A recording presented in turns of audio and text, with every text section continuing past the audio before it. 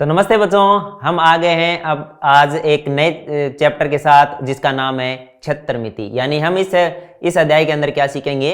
विभिन्न आकारों का, विभिन्न आकृतियों का क्षेत्रफल निकालना सीखेंगे। तो चलिए शुरू करते हैं क्षेत्रमिति। तो सबसे पहले कुछ बेसिक जो मूलभूत जो अपने आरेख है या मूलभूत जो आकार है उनके क्षेत्रफल हम देखते हैं।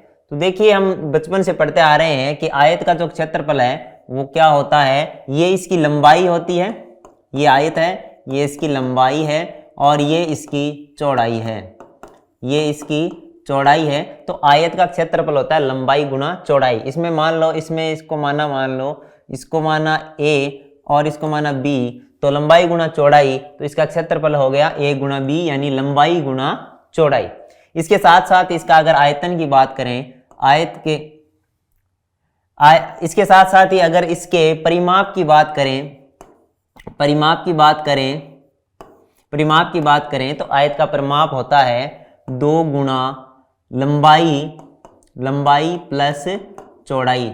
ठीक है, इसमें इसको लंबाई और चौड़ाई को a और b मान रखा है, तो 2 गुना a प्लस b हो जाएगा। ठीक है, इसी तरह से वर्ग है, तो वर्ग की ये सभी भुजाएं क्या होती है? समान होती है। इसको a माना तो ये भी a हो गई, ये भी a हो गई और ये भी a हो गई। ठीक है, तो वर्ग का जो क्षेत्रफल होता है वो होता है भुजा गुणा भुजा। क्या होता है? भुजा गुणा भुजा। इसमें भुजा को a मान रखा है, इसलिए इसका सूत्र क्या हो गया? a गुणा a, यानी कि भुजा को भुजा से गुणा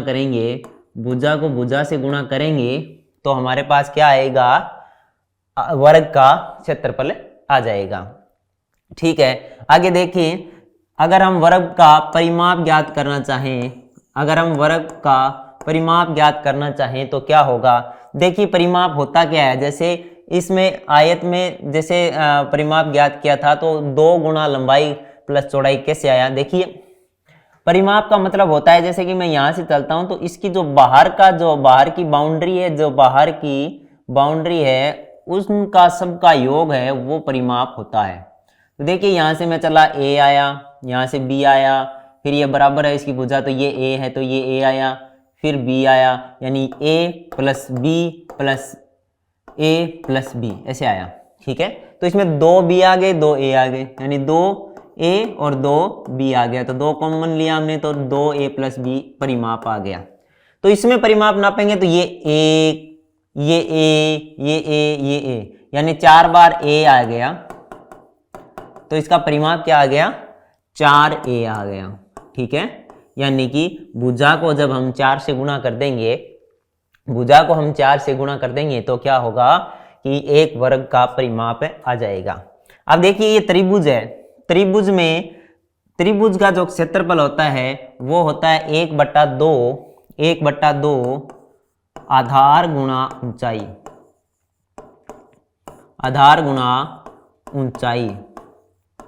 क्या होता है? आधार गुणा ऊंचाई। इसमें ये ऊंचाई को h मान रखा है, इसको h मान रखा है, ये ऊंचाई है जो h है। ठीक है, ये इतनी ऊंचाई है वो h है, और इसका जो आधार है वो हमने मान रखा है b मान रखा है। ठीक है, तो देखिए,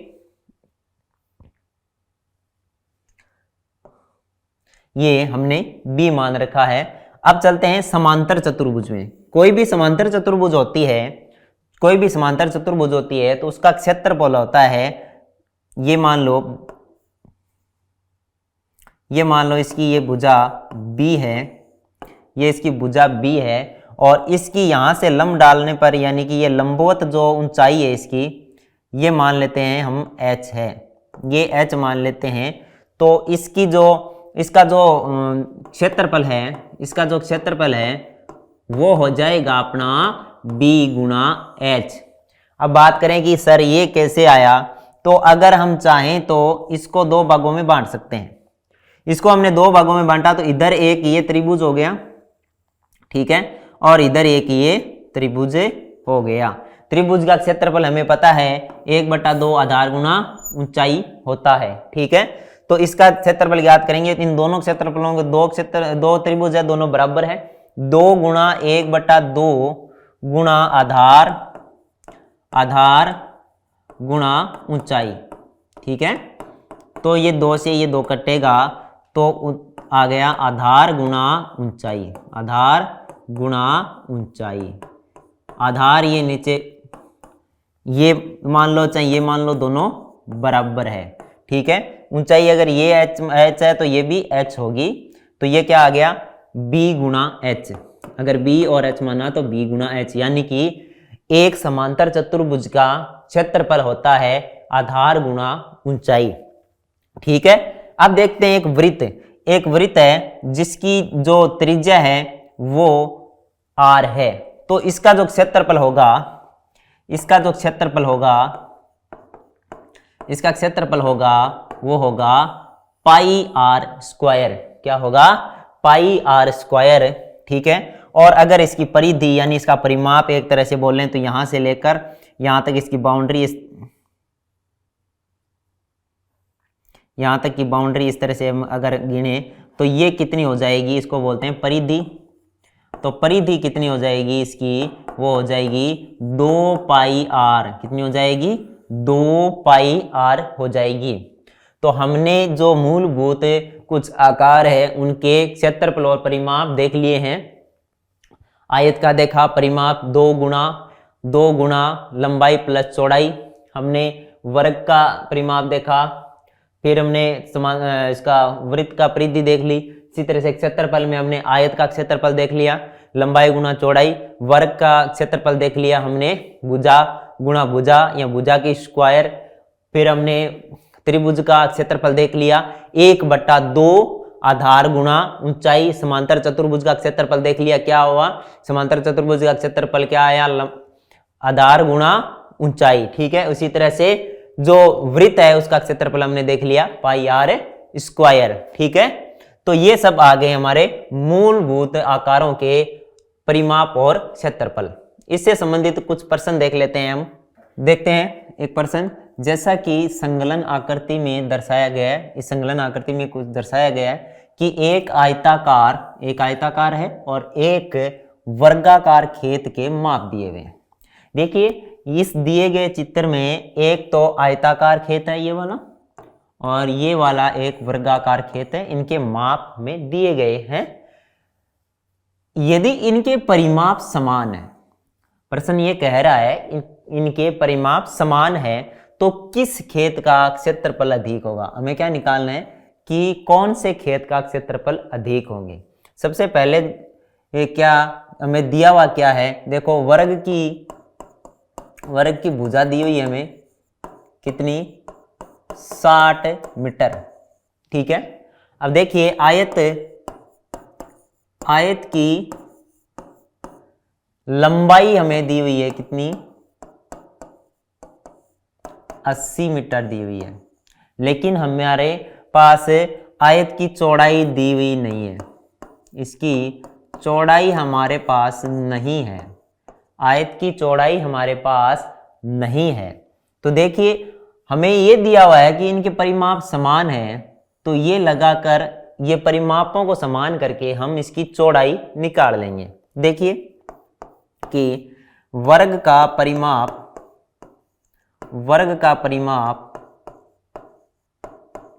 किसके बराबर है, आयत के परिमाप के बराबर है, आयत के परिमाप के बराबर है।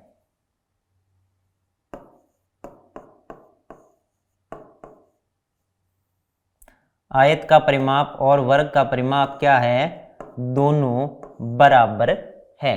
अब देखिए वर्ग का परिमाप क्या होता है, 4 गुणा भुजा, क्या होता है, 4 गुणा भुजा होता है। वर्ग का परिमाप क्या होता है, 4 गुणा भुजा होता है। और आयत का परिमाप क्या होता है, 2 गुणा लंबाई प्लस चौड़ाई, 2 गुणा लंबाई प्लस चौड़ाई। क्या होता है, लंबाई प्लस चौड़ाई गुणा 2। ठीक है, लंबाई और चौड़ाई को जोड़कर 2 से गुणा कर देंगे। तो हमारे पास वर्ग की भुजा दी हुई है कितनी, 60, तो 2 गुणा आयत की लंबाई हमारे पास 80 है, लेकिन हमारे पास चौड़ाई अभी तक नहीं है। ठीक है, देखिए इसको लिखें कि 2 गुणा 80 प्लस चौड़ाई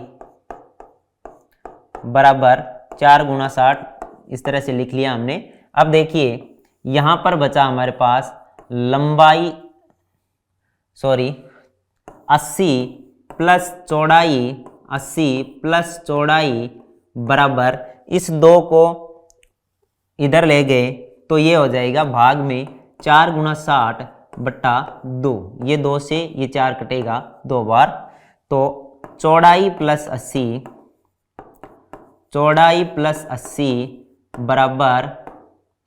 बराबर 60 गुणा 2 120 हो गया। अब चौड़ाई कितने आई, चौड़ाई बराबर 120 माइनस 80 बराबर 40 मीटर आ गई। तो आयत की चौड़ाई कितनी आ गई, 40 मीटर आ गई। देखिए कैसे किया कि हमारे पास चौड़ाई नहीं थी, सिर्फ लंबाई थी आयत की, तो इनका जो परिमाप समान है तो इनके परिमापों को हमने बराबर कर दिया। वर्ग का परिमाप हम जानते हैं 4 गुना भुजा होता है और आयत का परिमाप 2 गुना लंबाई प्लस चौड़ाई होता है, तो उनमें जो वैल्यू है वो रखी, तो चौड़ाई हमारे पास आ गई 40। अब हम क्या करेंगे कि वर्ग का क्षेत्रफल निकाल लेंगे और आयत का क्षेत्रफल निकाल लेंगे, उससे क्या हो जाएगा, पता चल जाएगा किसका क्षेत्रफल ज्यादा है। तो वर्ग का क्षेत्रफल निकालते हैं, तो वर्ग का क्षेत्रफल का सूत्र क्या होता है,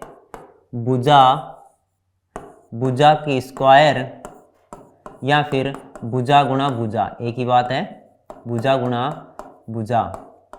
तो देखिए वर्ग की भुजा हमारे पास दी हुई है 60, तो ये हो गया 60 गुणा 60, तो वर्ग का क्षेत्रफल आ गया 3600 मीटर स्क्वायर। तो वर्ग का क्षेत्रफल कितना आ गया, 3600 मीटर स्क्वायर। अब आयत का क्षेत्रफल ज्ञात करते हैं, तो आयत का क्षेत्रफल क्या होता है, आयत का क्षेत्रफल होता है लंबाई गुणा चौड़ाई, लंबाई गुणा चौड़ाई, लंबाई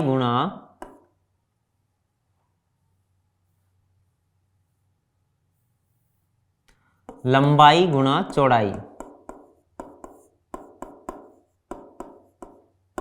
ठीक है, आयत का क्षेत्रफल होता है लंबाई गुणा चौड़ाई, तो ये हो जाएगा 80 गुणा चौड़ाई हमने कितनी निकाली 40, तो 80 गुणा 40 ये कितना आ गया 3200 मीटर स्क्वायर।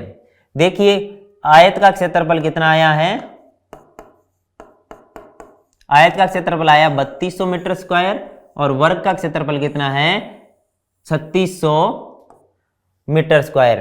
तो ज्यादा किसका है, वर्ग का क्षेत्रफल ज्यादा है, इसलिए क्या होगा, वर्गाकार खेत का क्षेत्रफल ज्यादा होगा। क्या होगा, वर्गाकार खेत का क्षेत्रफल ज्यादा होगा। ठीक है ना। इसमें हमने किस किस का उपयोग किया, वर्ग के परिमाप का क्षेत्रफल यूज किया, आयत के परिमाप का क्षेत्रफल यूज किया और दोनों का फिर वर्ग का क्षेत्रफल का सूत्र यूज किया, उसके बाद में आयत के क्षेत्रफल का सूत्र यूज किया। इस प्रश्न से हम 4 सूत्रों को काम में लेना सीख गए हैं, आयत का परिमाप, आयत का क्षेत्रफल, वर्ग का परिमाप और वर्ग का क्षेत्रफल। आगे देखिए, आगे एक प्रश्न दिया हुआ है कि जैसा कि आरेख में दर्शाया गया है, एक बगीचे का आकार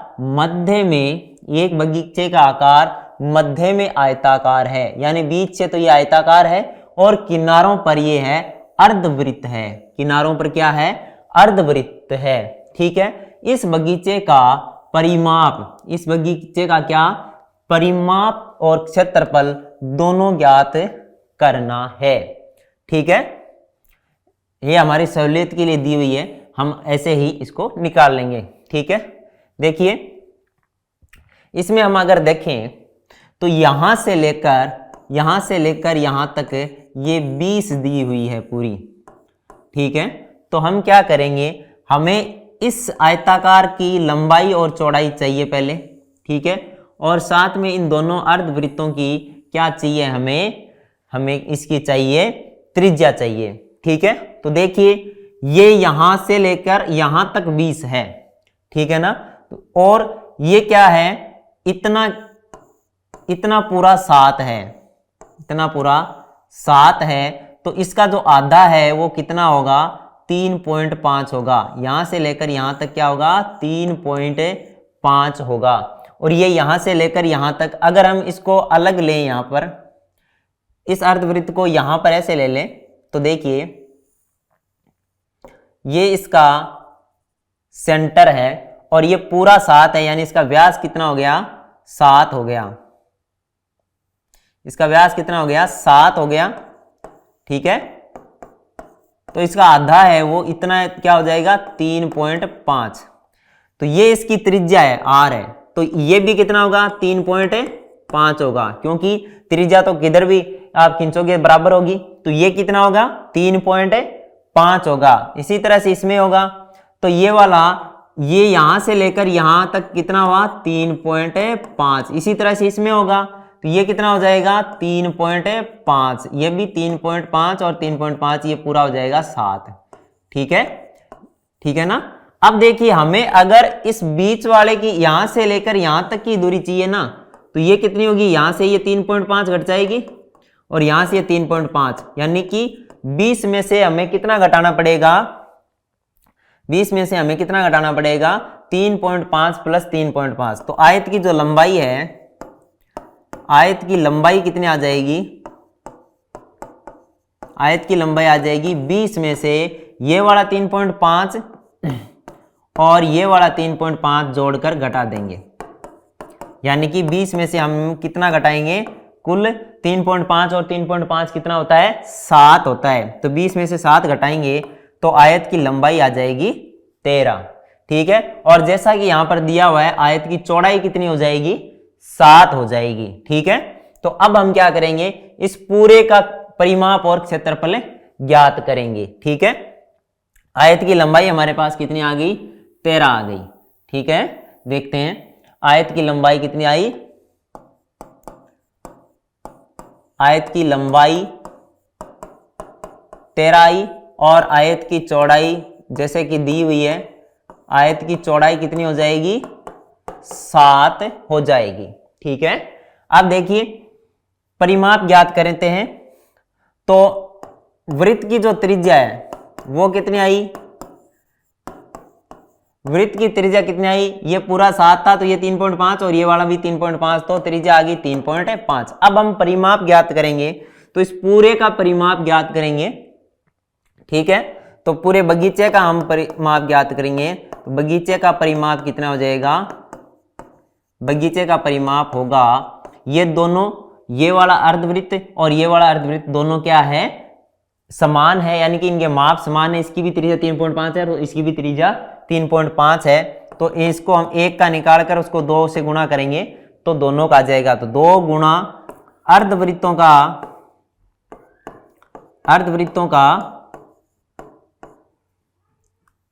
2 गुणा अर्धवृत्त का, एक अर्धवृत्त का निकाल लेंगे और उसको 2 गुणा कर देंगे। अर्धवृत्त का परिमाप प्लस आयत का परिमाप, प्लस आयत का परिमाप हो जाएगा। अब देखिए 2 गुणा, अब वृत्त का परिमाप क्या होता है, 2 पाई r होता है। क्या होता है, 2 पाई r होता है।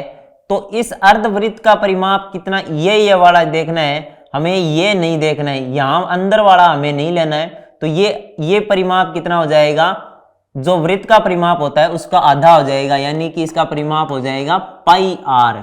अर्धवृत्त का परिमाप क्या हो जाएगा, पाई r। तो 2 गुणा पाई गुणा r प्लस आयत का परिमाप हो जाएगा 2 गुणा लंबाई प्लस चौड़ाई, 2 गुणा लंबाई प्लस चौड़ाई हो जाएगा। तो देखिए 2 गुणा पाई का मान 22/7 होता है, आर हमें दिया हुआ है 3.5। ठीक है, अगर हम इसका पॉइंट हटाएं 3.5 का तो हम इसको ऐसे लिख सकते हैं 35/10।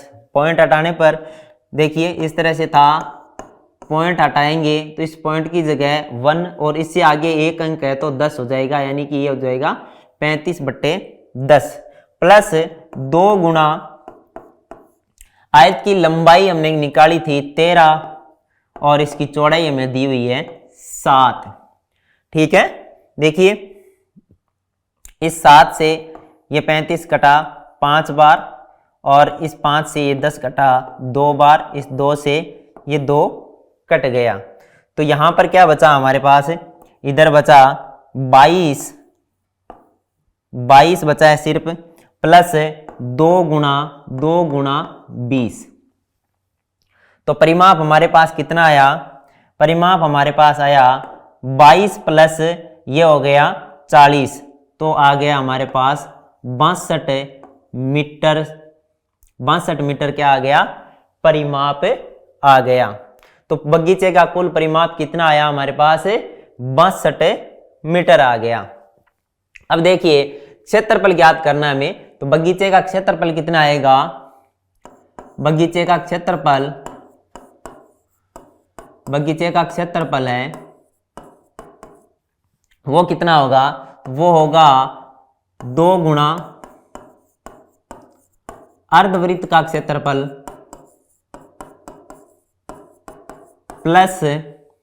प्लस आयत का क्षेत्रफल प्लस आयत का क्षेत्रफल। देखिए 2 गुणा ये क्या है, अर्धवृत्त है, तो इसमें क्या हो जाएगा, पाई आर स्क्वायर की जगह पाई आर स्क्वायर बट्टा 2 हो जाएगा। ठीक है, और प्लस में आयत का क्षेत्रफल होता है लंबाई गुणा चौड़ाई। ठीक है, अब देखिए 2 से 2 कटेगा और यहां पर 22/7 गुणा 3.5 गुणा 3.5 या यूं कहे 35/10 गुणा 35/10 प्लस लंबाई हमें निकाली हुई है कि ये 13 है और चौड़ाई है हमारे पास 7। ठीक है, इस 7 से ये 35 5 बार कटेगा और इस 5 से ये 2 बार कटेगा। ठीक है, और इससे ये कट गया 11 बार। ठीक है, अब हमारे पास क्या बचा इधर, 11 गुणा 35/10 प्लस 13 गुणा 7। यहां पर कितना आया, यहां पर आया हमारे पास 35 को हमने 11 से गुणा किया तो आया 5 385, तो 338.5 आ गया। यहाँ पर 10 का भाग दिया 385 में तो 38.5 यह आ गया 91। ठीक है, आगे हम इनको दोनों को जोड़ते हैं तो आएगा 129.5 मीटर स्क्वायर हमारे पास क्या आ गया, ये उत्तर आ गया। हमने सबसे पहले क्या किया कि हमारे पास क्या नहीं था, आयत की लंबाई ज्ञात करना था हमें सबसे पहले, क्योंकि हमारे पास आयत बीच में थी और ये यहाँ पर पूरी लंबाई दी हुई थी 20 मीटर। तो हमने इसकी जो त्रिज्या है इधर वाले 3.5 और इधर वाले 3.5 कुल 7 थी, उसको घटा दिया तो हमारे पास आयत की लंबाई 13 आ गई। उसके बाद में हमने आयत का परिमाप का सूत्र लगाया और अर्धवृत्त के परिमाप का सूत्र लगाकर हमने पूरे बगीचे का परिमाप निकाल लिया। उसके बाद में बगीचे का क्षेत्रफल निकाल लिया, जो कि अर्धवृत्तों के जो क्षेत्रफल प्लस आयत के क्षेत्रफल के योग के बराबर हुआ और उत्तर हमारा आया 129.5 मीटर स्क्वायर। आगे देखिए समलंब का क्षेत्रफल। समलंब कैसी होती है, समलंब में क्या होता है कि इसमें 2 भुजाएं तो समांतर होती है और 2 भुजाएं असमांतर होती है। इस तरह से होती है, ये भुजा AD भुजा AD और BC समांतर है। तो ये इसमें क्या होता है, दो भुजाएं समांतर होती है और इनके बीच की जो लंबवत दूरी है उसको इसकी बोलते हैं हाइट भी बोल सकते हैं और इनके बीच की दूरी भी बोल सकते हैं। तो समलंब का जो क्षेत्रफल आएगा वो आएगा 1/2 और समांतर भुजाओं का योग, उसमें समांतर भुजाओं का योग गुणा उनके बीच में लंबवत दूरी, कौन सी दूरी, लंबवत दूरी है, उससे उनको गुणा करना पड़ेगा। हमारे पास समलंब का क्षेत्रफल क्या आएगा, 1/2 गुणा इसकी जो समांतर भुजाएं हैं, इसकी जो समांतर भुजाएं हैं उनका योग प्लस गुणा उनके बीच की जो लंबवत दूरी है वो आएगा समलंब चतुर्भुज का क्षेत्रफल। देखिए इससे संबंधित प्रश्न देखते हैं हम। एक मेज के ऊपरी पृष्ठ यानी जो सतह है वो आकार में समलंब है। यदि इसकी समांतर भुजाएं 1 मीटर और 1.2 मीटर है, इसकी जो समांतर भुजाएं हैं उसमें से एक तो 1 मीटर है और एक है 1.2 मीटर, ठीक है। इन समांतर भुजाओं के बीच की दूरी क्या है, 0.8 मीटर है। इन भुजाओं के बीच की दूरी क्या है, 0.8 मीटर है। तो इसका क्षेत्रफल हमें ज्ञात करना है। इसका क्या करना है, क्षेत्रफल ज्ञात करना है। हमें क्या करना है, सीधा सूत्र लगाना है और समलंब चतुर्भुज का क्षेत्रफल होता क्या है, देखिए ये होता है 1/2, यहां पर समांतर भुजाओं का योग, समांतर भुजाओं का योग गुणा उनके बीच लंबवत दूरी, उनके बीच लंबवत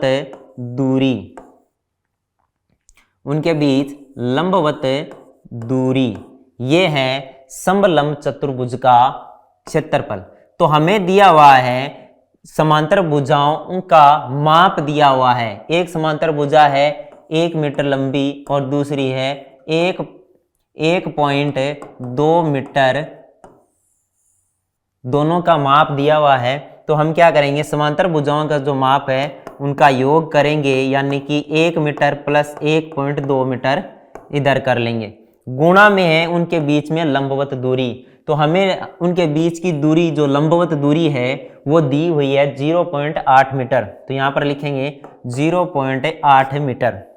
तो ये देखिए ये आया हमारे पास 1/2 गुणा 2.2 गुणा 0.8। इसको हल करने के लिए हमने इसको इस तरह से लिख दिया 22/10 गुणा 8/10। यहाँ से दशमलव हटाने पर नीचे 10 आ गया। ये 2 इससे कटेगा 11 बार, ठीक है। यहाँ पर हमारे पास आ गया 88/100, यानी कि हमारे पास जो समलंब का क्षेत्रफल आया है वो आया 0.88 मीटर स्क्वायर। तो इस मेज के जो ऊपर समलंब जो आकार है उसका क्षेत्रफल कितना आ गया हमारे पास, 0.88 मीटर। एक बार फिर से देखिए इसको हमने कैसे किया। ये मेज है, ऊपर इसका आकार समलंब है, हमारे पास दिया हुआ था इसकी जो एक समांतर भुजा है वो 1 मीटर है और दूसरी समांतर भुजा 1.2 मीटर है और इनके बीच की जो लंबवत दूरी है वो है 0.8 मीटर।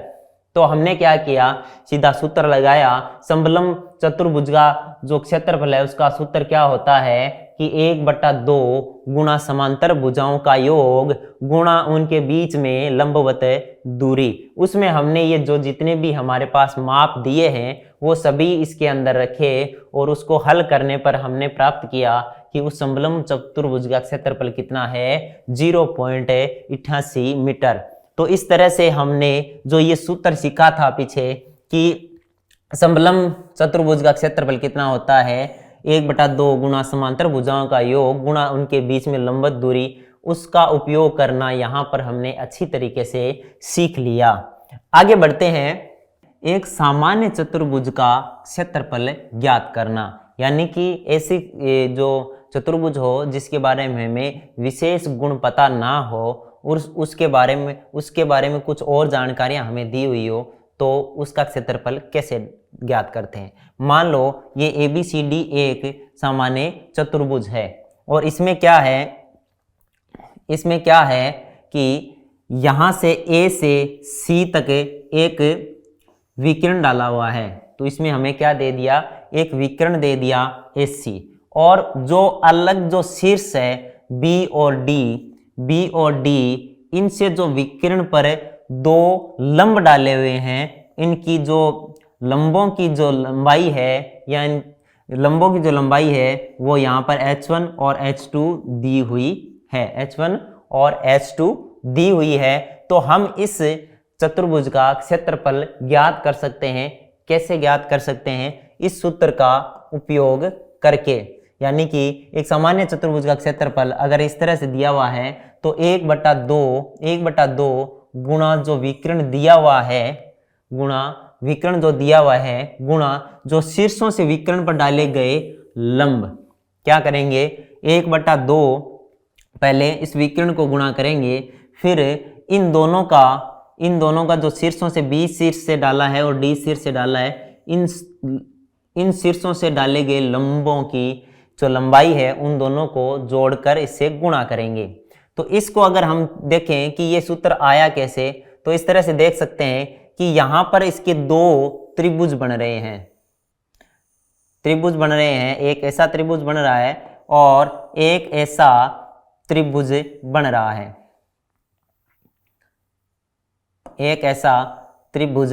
रहा है, इसमें देखिए यहां पर ये वाला है D, C और A, तो ये यहां पर 90 डिग्री है, यानी कि ये H2 है।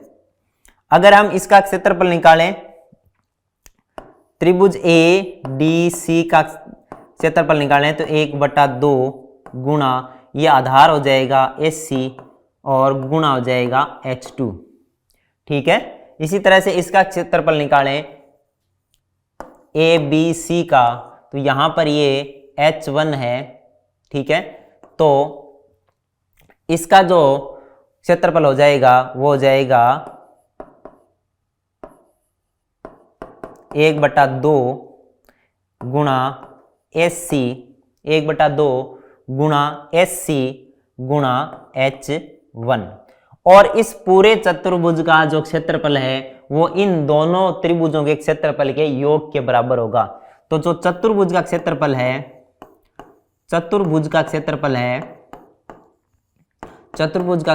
है वो कैसे आएगा, इन दोनों क्षेत्रफलों को जोड़ने पर आएगा, यानी कि 1/2 गुणा SC गुणा H1 प्लस 1/2 गुणा SC गुणा H2। तो इसमें देखिए 1/2 कॉमन आ गया और SC कॉमन आ गया, और यहां पर क्या बचा, H1 प्लस H2, ठीक है। यही इस सूत्र में लिखा हुआ है कि विकर्ण गुणा शीर्षों से विकर्ण पर डाले गए लंबों की कुल लंबाई, यानी कि उनकी लंबाइयों का योग। देखिए यही यहां पर आ रहा है, ठीक है। इस तरह से हमने जान लिया कि ये सूत्र किस तरह से आया है। आइए इससे संबंधित एक प्रश्न देखते हैं। एक चतुर्भुज आकार के खेत का विकर्ण है वो 24 मीटर दिया हुआ है, यानी कि इसका जो विकर्ण है ये 24 मीटर का हमें दिया हुआ है, ठीक है। और से सम्मुख शीर्षों से इस विकर्ण पर खींचे गए लंब है वो 8 मीटर और 13 मीटर दिए हुए हैं। तो हमें खेत का क्षेत्रफल ज्ञात करना है। कुल मिलाकर हमें क्या दिया हुआ है, एक चतुर्भुज दिया हुआ है और उसका एक विकर्ण दिया हुआ है और दो सम्मुख शीर्षों से उस पर डाले गए लंबों की लंबाई हमें दी गई है। तो हम क्या करेंगे, इस चतुर्भुज का जो क्षेत्रफल है उसका सूत्र लगाएंगे। वो सूत्र क्या है, 1/2 गुणा विकर्ण गुणा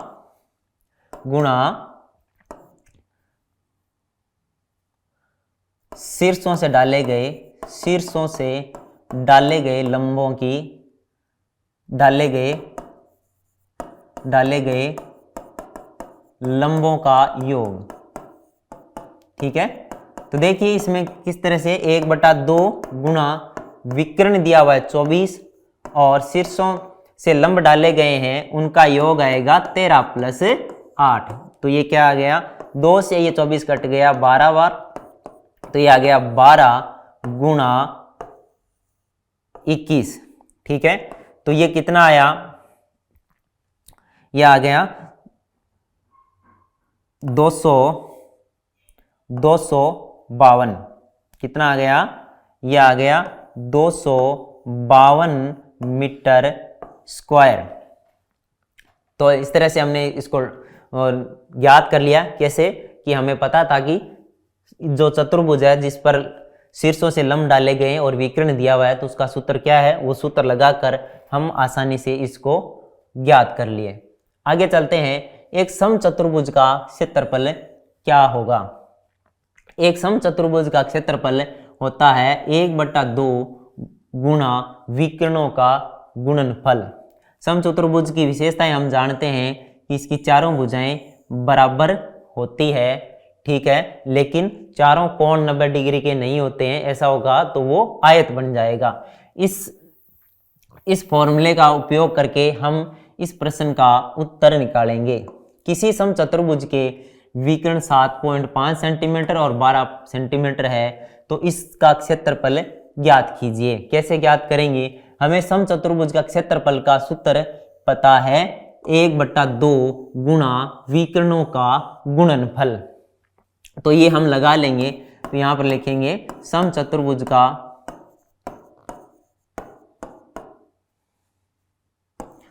का क्षेत्रफल बराबर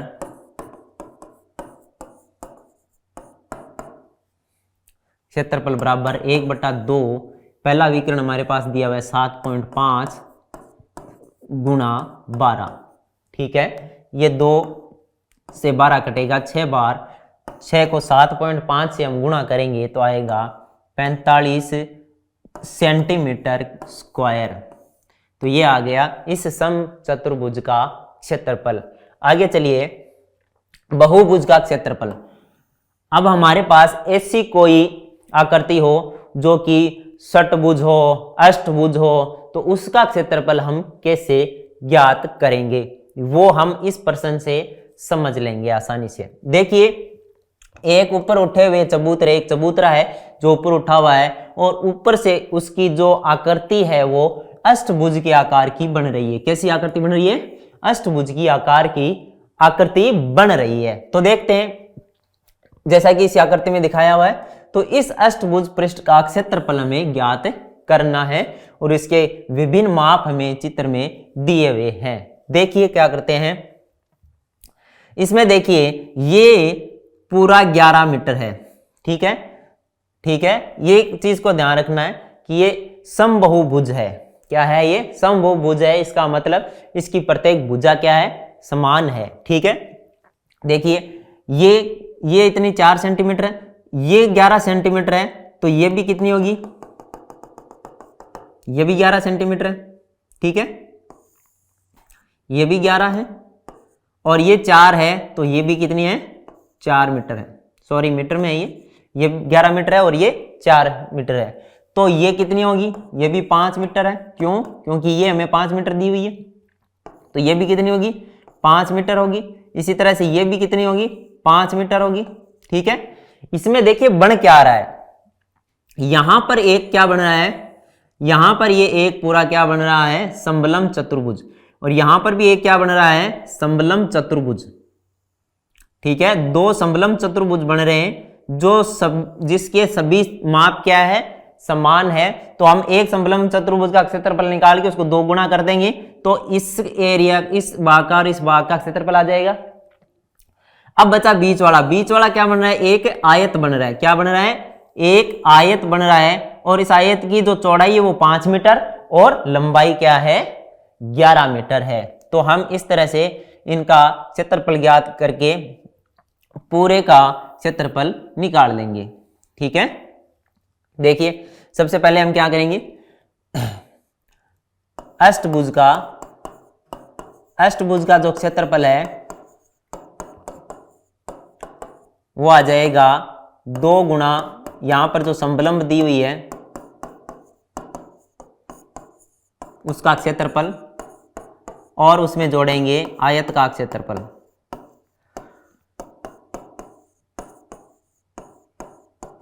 ठीक है, हमें दिया हुआ क्या है, समलंब में समांतर भुजाएं कौन कितनी कितनी दी है,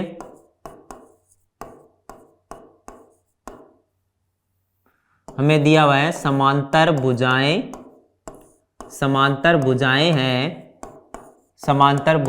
एक तो 5 मीटर है और एक ये पूरी 11 मीटर है। ठीक है, और समांतर भुजाओं के बीच की जो दूरी है, समांतर भुजाओं के बीच की दूरी